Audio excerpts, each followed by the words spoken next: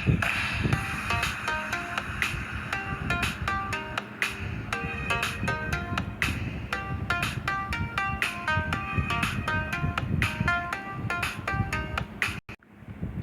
Morning students, fourth class students.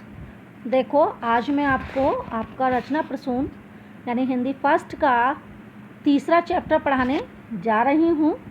ठीक है, आपको सबसे पहले देखिए, दो चित्र दिखाई दे रहे हैं। समझ में आ रहा ना बच्चों? एक चित्र तो दुकान का है और एक बगीचे का है। ठीक है, तो हमने क्या दो वर्ड बोले मैंने अभी आपको? दुकान और बगीचा। तो जो ये दुकान और बगीचा वर्ड है, ये कई वर्णों के समूह से बना है। वर्ण क्या थे? भाषा की सबसे छोटी इकाई, जिसे हम और ज़्यादा नहीं तोड़ सकते। अब जब इन वर्णों को हम मिला देते हैं एक दूसरे से, तो क्या बन जाता है? वो शब्द बन जाता है। तो आज आपका चैप्टर जो है वो शीर्षक क्या है उसका? शब्द विचार।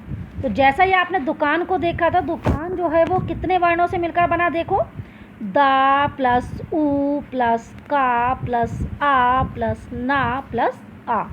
तो मैंने आपको पहले ही बताया था कि जहाँ कहीं भी स्वर होता है उसके नीचे हम हलंत का प्रयोग नहीं करते। हम किसके नीचे हलंत का प्रयोग करते हैं? व्यंजन के नीचे करते हैं, क्योंकि व्यंजन स्वर के साथ मिलकर ही पूर्ण वर्ण बनता है।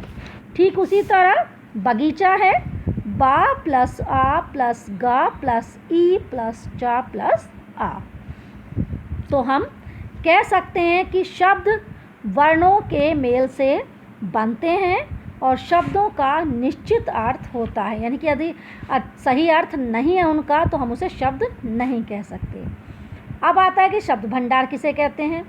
किसी भी भाषा में जो प्रयुक्त होते हैं उन शब्दों के समूह को या समुदाय को उस भाषा का शब्द भंडार कहते हैं। ठीक है, शब्दों के भेद जो हैं कितने आधारों पर होते हैं? दो आधारों पर, प्रयोग के आधार पर और अर्थ के आधार पर। प्रयोग के आधार पर शब्द के दो भेद होते हैं, विकारी शब्द और अविकारी शब्द। विकारी शब्द किसे कहते हैं? ऐसे शब्द जिनमें लिंग, वचन, काल, कारक के आधार पर परिवर्तन हो जाता है, उन्हें हम विकारी शब्द कहते हैं। विकारी शब्द भी आपके चार प्रकार के होते हैं, जैसे आपका संज्ञा है, सर्वनाम है, विशेषण है, क्रिया है। इन सभी को हम क्या कहते हैं? विकारी शब्द कहते हैं, क्योंकि इनमें परिवर्तन लिंग, वचन, काल, कारक के अनुसार हो जाता है।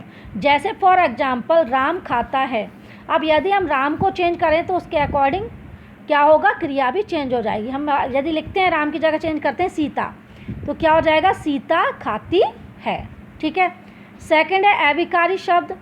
ऐसे शब्द जिनमें लिंग, वचन, काल और कारक के कारण किसी भी प्रकार का परिवर्तन नहीं होता है, उसे हम अविकारी शब्द कहते हैं। यानी कि जैसे हम कह दें कि राम धीरे धीरे चलता है, तो यदि हम उसको ऐसे बोलें कि सीता धीरे धीरे चलती है, तो जो धीरे धीरे वर्ड है वो उस पर किसी भी लिंग का, वचन का, काल का या कारक का प्रभाव नहीं पड़ा। तो ऐसे शब्द क्या होते हैं? अविकारी शब्द होते हैं। अविकारी शब्द भी चार प्रकार के होते हैं, क्रिया विशेषण, संबंध बोधक, समुच्चय बोधक जिसे योजक भी कहते हैं, और विस्मयादि बोधक। सेकंड जो अर्थ के आधार पर होता है, तो अर्थ के आधार पर भी दो भेद होते हैं, सार्थक और निरर्थक।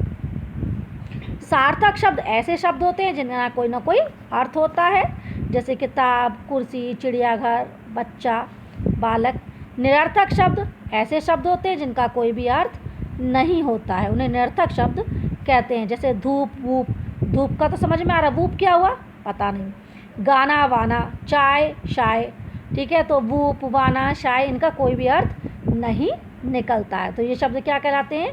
निरर्थक कहलाते हैं। तो बच्चों, जो हमारे दिमाग में ध्यान रखने वाली बातें क्या हैं? सबसे पहला कि शब्द वर्णों से मिलकर बनते हैं, शब्द का कुछ ना कुछ अर्थ निकलना चाहिए। प्रयोग के आधार पर शब्दों के दो भेद होते हैं, कौन से? विकारी और अविकारी।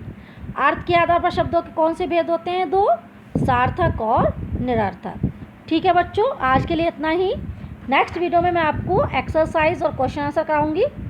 Thank you, have a nice day.